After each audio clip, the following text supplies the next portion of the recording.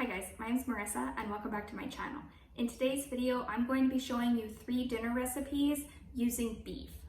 Meat is something that's been very difficult to find in my area. I was able to go to a local meat shop and pick up a box of meat. So I was able to find a variety pack. You don't know what's in the box until you get home. It had quite a bit of ground beef in it. It had some larger chunks of beef in cuts that I haven't seen before at the grocery store, and then it had some steak. So I'm going to be showing you 3 different meal ideas using beef.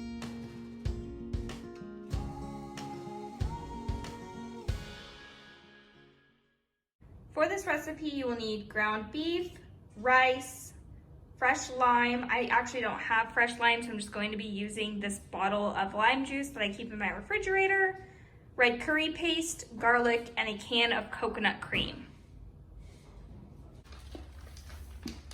We're going to start by heating 2 cups of water and measuring out 1 cup of this basmati rice. Then I'm going to start heating up this skillet in the back to cook up our beef.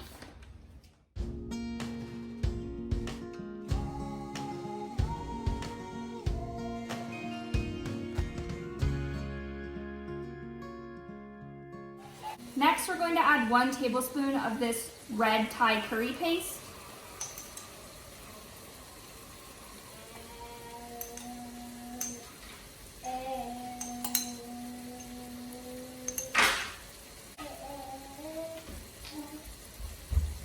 One tablespoon of lime juice.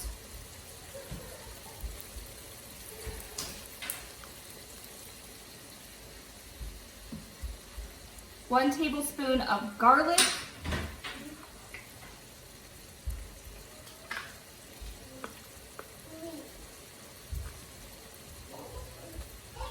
We want to stir these ingredients up. Make sure that the meat is well covered in the curry paste, the garlic, and the lime juice. Next, we're going to add 1 can of coconut cream.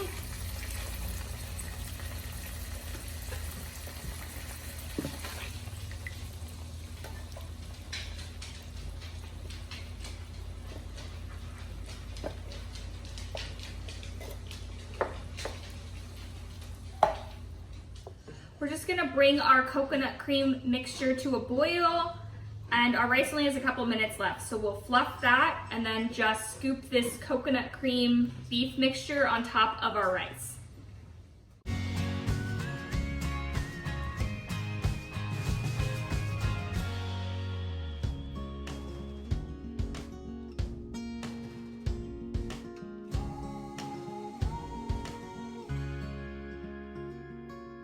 We have a 4-pound piece of heel of round that has just been covered in salt and pepper and then wrapped in butcher twine. I'm going to stick this in the refrigerator for 3 hours.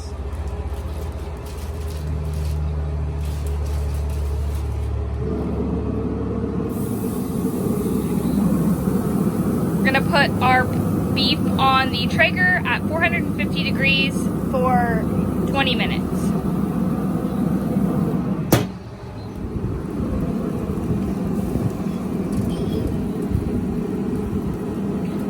We're going to turn the heat down to 225 degrees and let it sit for another 2.5 hours. We just checked the temperature of this after it's been in the smoker for 1 hour, and it's already at 140 degrees, so we're going to go ahead and pull it out. The side that I'm going to serve with our beef is just some green vegetables that I'm going to cook in the air fryer. I have some green beans, asparagus, and then this sweet baby broccoli.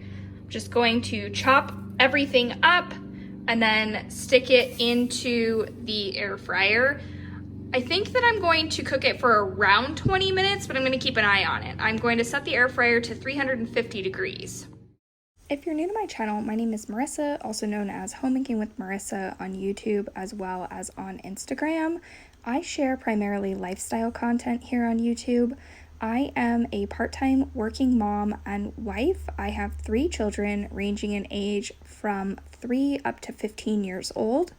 You'll find things like what's for dinner, grocery hauls, lots of cleaning motivation, as well as parenting tips, and the occasional financial video. Now my husband's just going to move on to slicing our meat. He did sharpen the knife first. You want your knife to be really sharp to be able to slice this thin.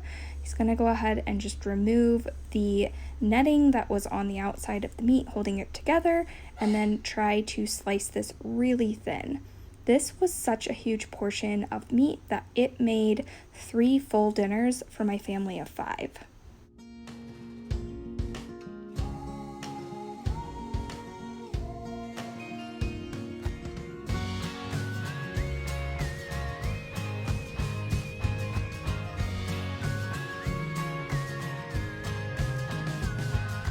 Tonight for dinner, I'm going to be making a creamy steak pasta dish. I found this recipe on Pinterest, but I am modifying the way that they suggest cooking it. It says to use fettuccine. I don't have any, so I'm using spaghetti. It recommends using milk. I'll go ahead and right here, I will put the screenshot of the recipe that I found, including the exact measurements. But again, I am tweaking it. This is how I cook. I take a recipe and then just use that as the shell and modify it to my family's taste. So salt, I don't have dairy milk, so I am using oat milk, olive oil, flour, Parmesan cheese, black pepper. It says fresh parsley. I don't have any, so I'm gonna use dried parsley. I've mentioned this multiple times on my channel that I have a family member that has a dairy allergy. The recipe calls for 12 ounces of pasta. I'm gonna cook the whole 16, and he just won't have the sauce. He'll eat the noodles and the steak, but he won't have the actual pasta mixed into the sauce. It also calls for butter. It says to put fresh tomatoes. My family doesn't like fresh tomatoes, so we're gonna use sun-dried tomatoes. I don't have fresh garlic, but I do have this chunky garlic paste, so I'm going to be using that. I don't know if I said flour, but flour. It recommends putting this glaze on the top. This is a balsamic glaze that I pick up at Trader Joe's, but I do think that if you don't have a Trader Joe's, you can get it at regular grocery stores. And then it also calls for baby spinach. I'm going to start by just boiling and cooking our pasta noodles, and then I will make our sauce. This steak is left over from that large heel of round that we made a couple of nights ago for dinner. In next week's What's for Dinner video, I am going to be showing 2 different recipes that have been sent to me by my subscribers in the last couple of weeks. If you have recipes that are tried and true family favorites, go ahead and comment them down below, and I will try to incorporate them into a future video. I love hearing the different recipes that your family makes and enjoy eating. Now I'm going to show you how to make the sauce. We're going to start with 2 tablespoons of olive oil. I'm going to add 2 tablespoons of this garlic. It calls for 2 cloves, but we really like garlic, so I'm going to add quite a bit more than what would be the equivalent of 2 cloves. Next, I'm going to be adding 2 tablespoons of butter. This is not a low-calorie dish. I'm going to stir our butter into our garlic and oil mixture.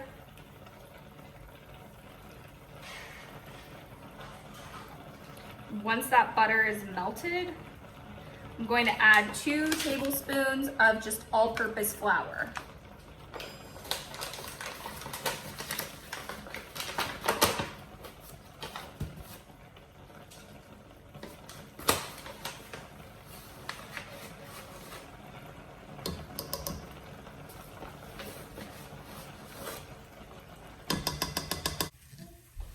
The recipe calls for regular milk, but like I said, I don't have any, so I'm just going to be adding 2 cups of this oat milk. He's outside. With Daddy? Yes.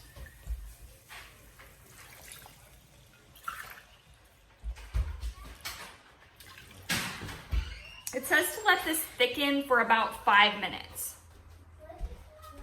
Now that our sauce has thickened, I'm just going to add 1 cup of grated Parmesan cheese. Let this melt. Add a pinch of salt.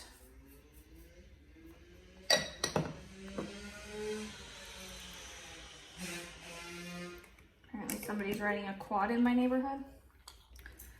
Some fresh cracked pepper.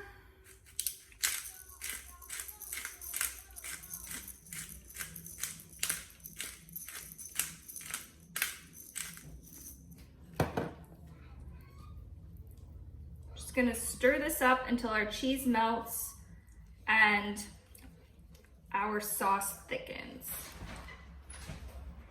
Now that our sauce has thickened, I'm just going to add some of these dried parsley flakes and our sun-dried tomatoes. I'm just gonna sprinkle a little bit of this in, probably about a teaspoon. Yeah, that's a teaspoon, I'd say. Stir that up. This would definitely be better with fresh parsley, and if I had that, I would definitely use that as opposed to dried, but I don't, so we're just trying to work with what we have. These sun-dried tomatoes just came from Safeway. I'm just gonna pull a couple of them out. My kids don't love sun-dried tomatoes either, so it's really just my husband and I. The kids will likely just pick these out, but I'm gonna try to put them in there anyway and hope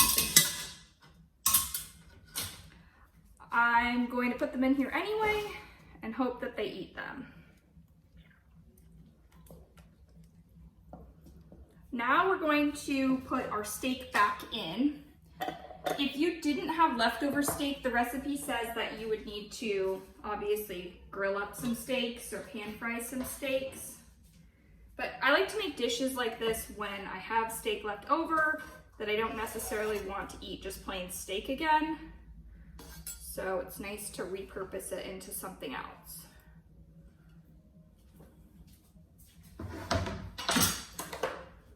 And finally, it calls for 4 ounces of spinach. This is a 5-ounce container, so I'm just gonna put the whole container in.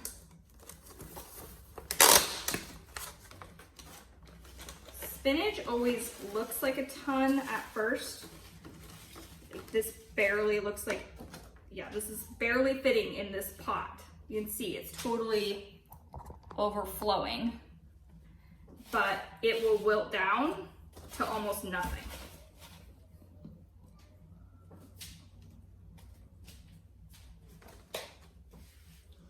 You can see that wilted down a ton. So we're just left with this steak creamy cheese sauce, our wilted spinach. Now I'm just gonna go ahead and add the pasta back in and mix it up. I've already drained our pasta.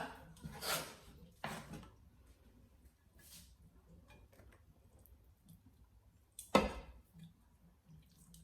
hoping that my pot is not too small to hold all of this.